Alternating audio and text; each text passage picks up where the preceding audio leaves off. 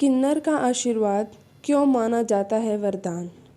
प्रचलित कथाओं के अनुसार कहा जाता है, जब श्री राम जी को 14 वर्ष का वनवास मिला, इसके बाद श्री राम जी के भाई भरत और अयोध्यावासी श्री राम जी को मनाने के लिए गए कि श्री राम अयोध्या छोड़कर न जाएं, परंतु श्री राम जी को अपने पिता के आदेश का पालन करना था और उन्होंने रुकने से मना कर दिया। तब श्री राम जी ने कहा कि यहाँ आए सभी स्त्री और पुरुष वापस लौट जाएं, मैं 14 वर्ष पश्चात ही लौट कर आऊँगा।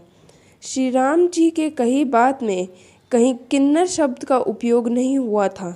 इसी कारण किन्नरों ने वहीं पर भगवान राम की प्रतीक्षा की।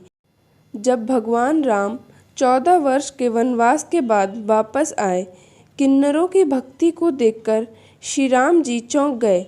श्री राम जी ने किन्नरों को वरदान दिया और कहा, तुम्हारा दिया हुआ आशीर्वाद वरदान स्वरूप होगा। इसी वजह से किन्नरों के आशीर्वाद को वरदान माना जाता है। विवाह करते हैं किन्नर। आम लोगों की तरह किन्नर भी विवाह करते हैं, लेकिन इनका वैवाहिक जीवन केवल एक दिन का होता है, क्योंकि अगले दिन इनके पति की मृत्यु हो जाती है। दरअसल किन्नर अपने आराध्य देव अरावन से विवाह करते हैं और ऐसी मान्यता है कि विवाह के ठीक अगले दिन आयरवान देवता की मौत हो जाती है। इतना ही नहीं, किन्नर समाज में जब भी किसी नए सदस्य का आगमन होता है तो ये उसे उत्सव की तरह मनाते हैं, जिसमें नाच गाना खाना पीना सब होता है। सुहाग की सामग्री दान करना होता है। शुभ अगर आपके वैवाहिक जीवन में परेशानियां आ रही हैं तो उसे दूर करने के लिए आप किसी किन्नर को बुधवार के दिन श्रृंगार का पूरा सामान दान करें। इनके आशीर्वाद से आपकी समस्या ज़रूर दूर होगी। इन चीज़ों का दान भूलकर भी ना करें। कुछ चीज़ें ऐसी होती हैं जिनका दान भूलकर भी किन्नरों को नहीं करना चाहिए, जैसे स्टील का बर्तन, पुराने कपड़े, तेल और प्लास्टिक से बनी वस्तुएं। ऐसा करने से घर की सुख और शांति भंग हो जाती है। साथ ही घर के लोग तरह तरह के रोग से पीड़ित रहते हैं। आधी रात को होता है अंतिम संस्कार।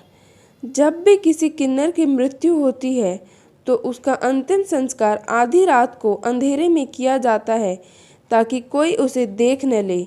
ऐसी मान्यता है कि मृत्यु किन्नर को देख लेने से वह अगले जन्म में भी किन्नर ही पैदा होता है। इतना ही नहीं, किन्नरों को जलाया नहीं बल्कि दफनाया जाता है और दफनाने से पहले इन्हें चप्पलों से मारा जाता है। कहते हैं ऐसा करने से उनके इस जन्म के पाप मिट जाते हैं। किन्नरों के गुरु। किन्नरों के गुरु भी पैदाइश किन्नर ही होते हैं। कहते हैं कि इन्हें पहले ही इस बात का पता चल जाता है कि इनके किस शिष्य की मृत्यु कब होगी। इतना ही नहीं, कुंभ के मेले में भी किन्नर समुदाय सम्मिलित होते हैं। किन्नर समुदाय की रहस्यमयी बातें। पौराणिक मान्यताओं के अनुसार शिखंडी को किन्नर माना गया है। कहा जाता है शिखंडी के कारण ही अर्जुन ने भीष्म को युद्ध में हराया था। मान्यता है कि ब्रह्मा जी की छाया से किन्नर की उत्पत्ति हुई है। किन्नर समुदाय में जब नए किन्नर को शामिल किया जाता है तो प्रतिभोज और नाच गाने का कार्यक्रम किया जाता है। जब किसी किन्नर की मृत्यु होती है तो किसी को पता नहीं चलता है। किन्नर की मृत्यु के पश्चात गुप्त तरीके से किन्नर का अंतिम संस्कार किया जाता है।